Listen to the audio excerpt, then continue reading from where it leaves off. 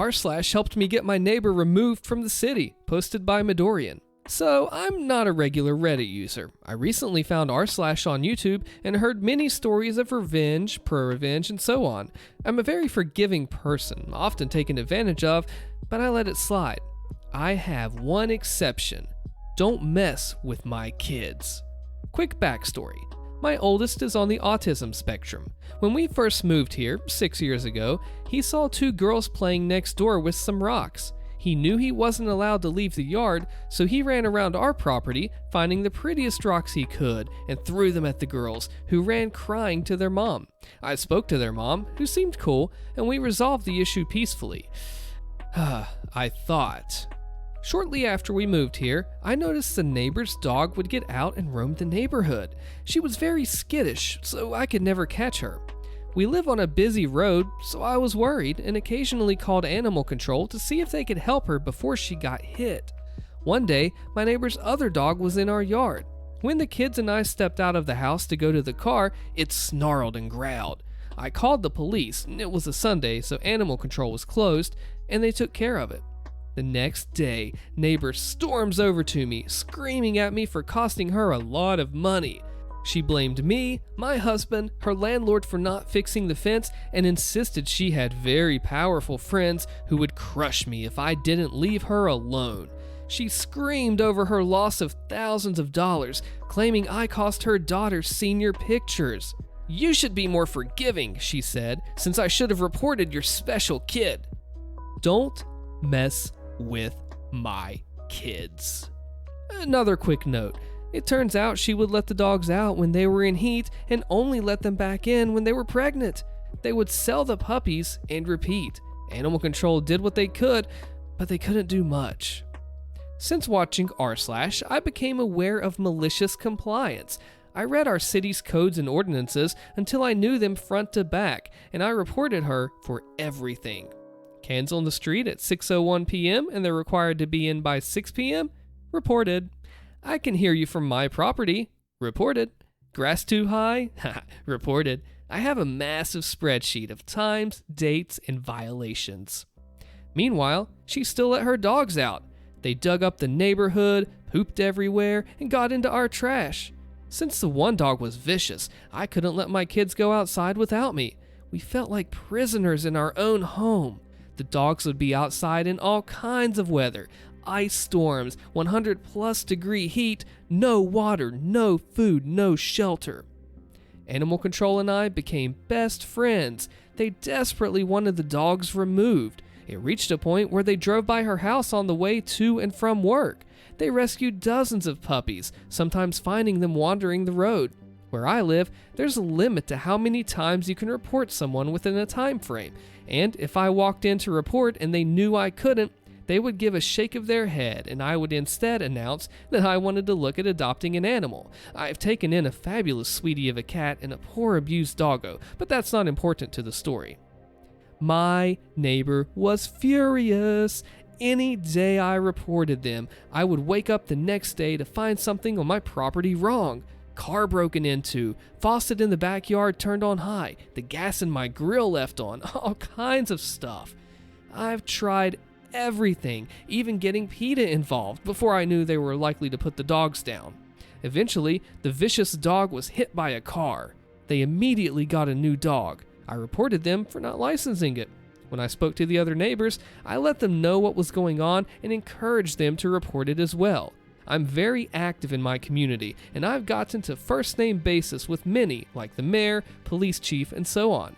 There was a sort of academy to get to know your city, and I took it, so I met a lot of people and have been volunteering, so they view me in a good light.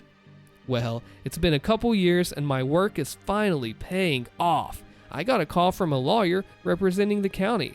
She was bringing everything to the court and wanted me to testify. When she found out that I had a spreadsheet, pictures, and videos of everything, she nearly squealed with delight.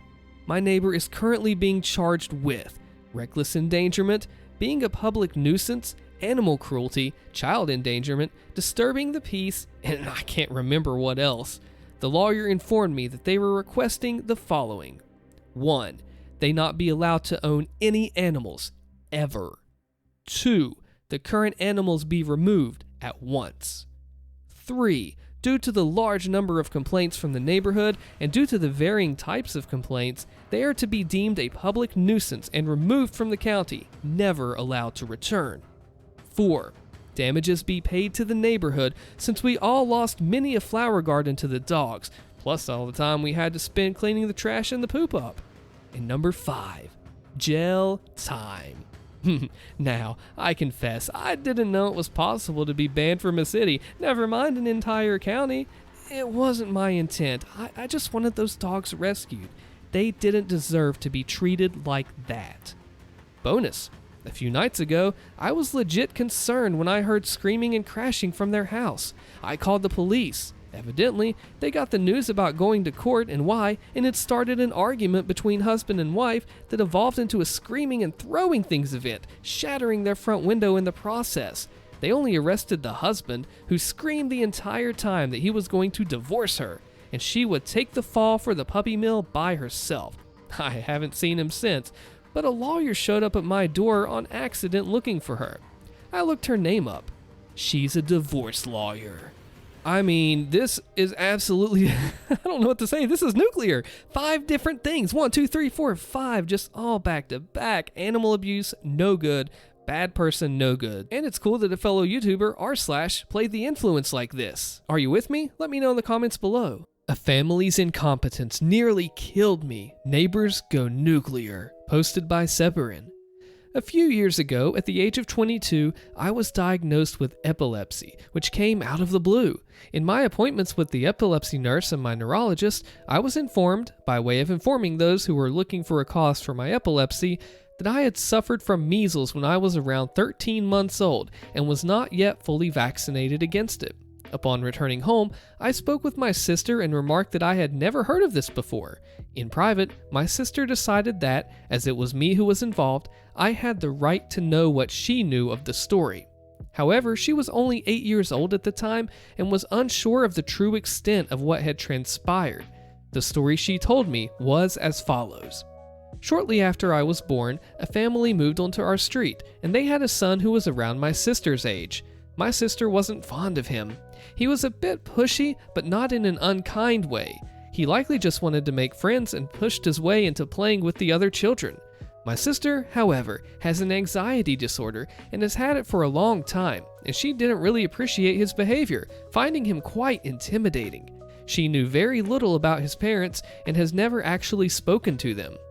About a year later, I came down with the measles and was rushed to the hospital with severe complications. My sister explained that, as far as she was aware, the family was opposed to vaccinations and believed the only way to build a, quote, natural immunity was to be infected with the virus. Now, this was before the falsified study linking vaccines to autism.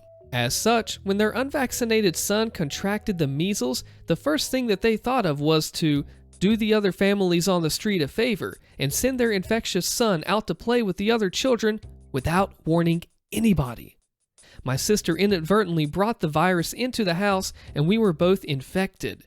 She shrugged it off, but I wasn't so lucky. 21 years later, I would find out that this virus and the seizures that it caused at the time caused scarring in my brain that has left me with epilepsy and all of the joys that come with that. Lovely stuff. I returned from the hospital after an anticlimactic recovery, and a month later, the family disappeared. Until recently, that was all I knew of the situation. My parents were understandably traumatized by the whole thing, and they didn't like to talk about it, so I dropped it into conversation with an elderly neighbor who was not in any way affiliated with what happened at the time. I was informed that, while I was in the hospital, my grandmother, who has passed away, had confronted the family over what they had done during a time when it was still possible that I might have died. Their response had made my grandmother livid, and she had gone around telling everyone what they had said, which was essentially something to the effect of, "You should be thanking us. She'll be much safer now that she's had it. She'll have a more natural immunity now." To the neighbor's knowledge, nobody liked that, and for good reason. On top of that, parents didn't feel safe with them around, and there were other infants on the street who were my age or younger. People hurled abuse at them, he recalled, and they ended up leaving to stay with relatives before the house could even be sold.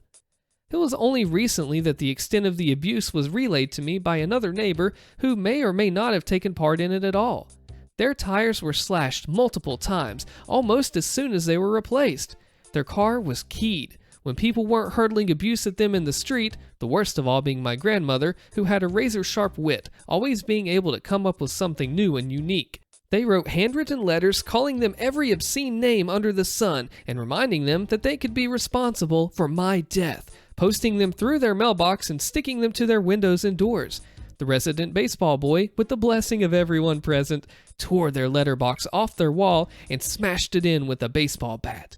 One of the residents on the street had a pair of cats, and when they brought any little presents home, she would scoop up the unfortunate prey with a shovel and leave them on their doorstep.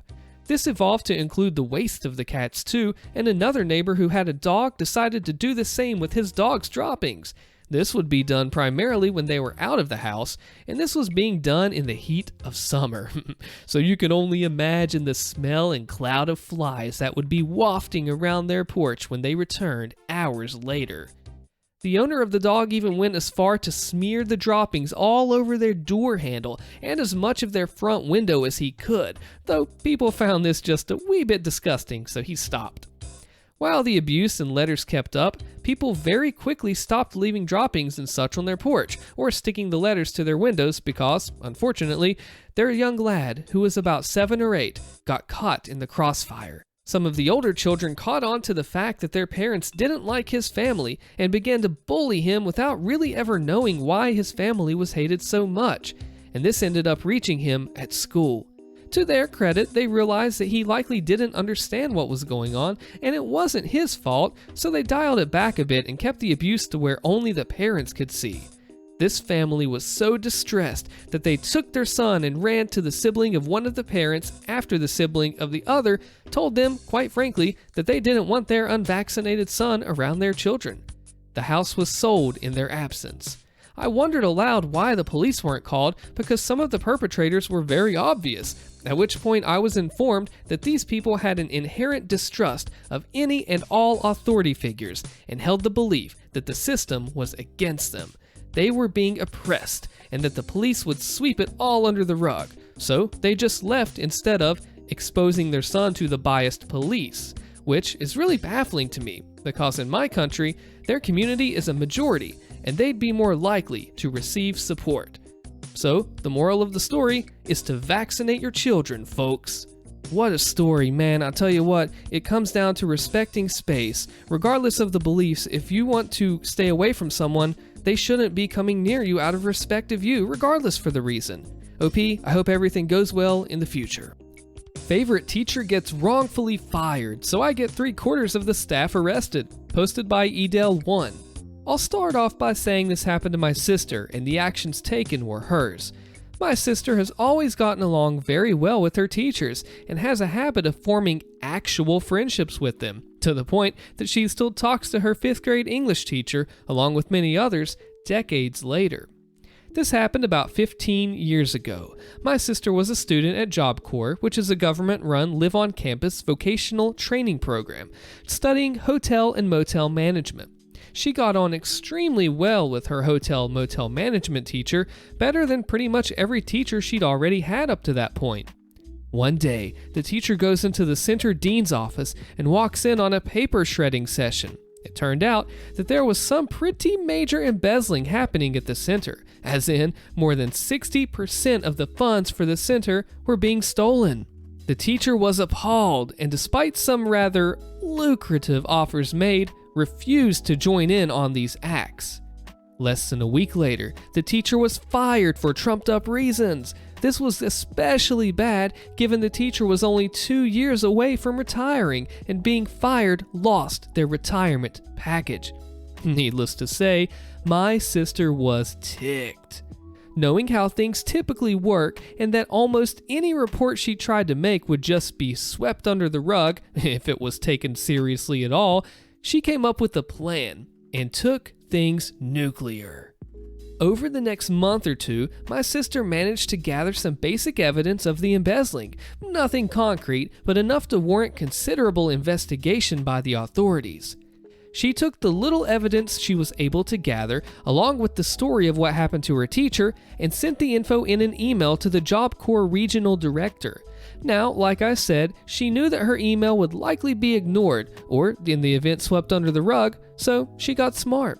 The email was CC'd to every single major person in the Job Corps chain of command, all the way up to the national director, as well as to anyone even tangentially related to Job Corps in the upper echelons of the Department of Labor, and every member of Congress, as well as the U.S. President's office. Remember, this was a government-run program.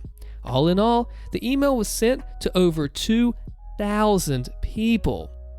Basically, she not only sent the report, but sent it in such a way that everyone who got it could also see everyone else who got it, and she sent it to way more people than would be needed to ensure the issue couldn't be swept under the rug.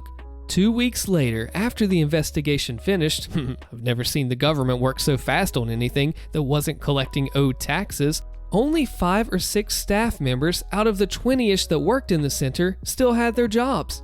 And at least 5 of the ones fired, including the dean, were facing major criminal charges, with the rest facing minor charges. I'm not sure of the exact figure on how much was stolen, but it was well into the 7 digits, because the embezzling had been happening for years. The teacher got a very nice severance package post-investigation. If I remember correctly, it was 3 years of pay, her full retirement package, and signing an NDA, although she didn't get her job back. And my sister was given her completion certificate despite not having finished the requirements of the course.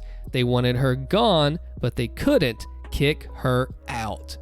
This one's a good one, man. They have so much corruption and dirtiness going on in the inner core that if you try to report it, it'll just smash you back out with negative repercussions. And got the president's office involved, man. That's some nuclear revenge. I don't care what anybody says. That's nuclear. Be sure to comment the secret phrase below.